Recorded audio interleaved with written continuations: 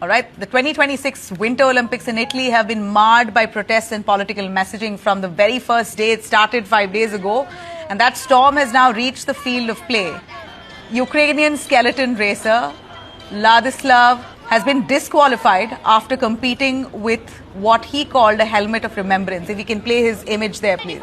In fact, this man here, the Ukrainian skeleton racer, has been disqualified after he was competing with what he called a helmet of remembrance, featuring images honoring Ukrainian athletes killed since Russia's invasion.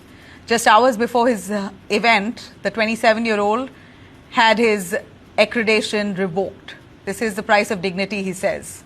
He says his team will now challenge the decision at the Court of Arbitration for Sport.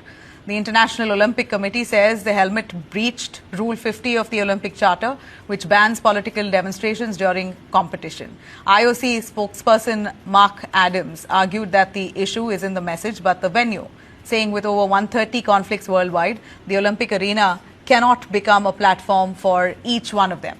Now, beyond the stadium walls, politics has already spilled onto the streets, though thousands marched in Milan on opening day of the Olympics, protesting Israel's participation in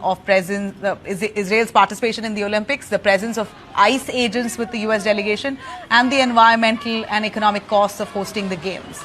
Smoke bombs and firecrackers were set off near the Olympic Village as well. Police responded with tear gas and water cannons. 6 people were arrested after the clashes. The Winter Games in Milan and Cortina have brought together nearly 93 nations and nearly 3,000 athletes across 116 medal events. Yet even before the medals tally rises there, the 2026 Olympics are confronting an old question once again: can sport ever truly stay separate from politics?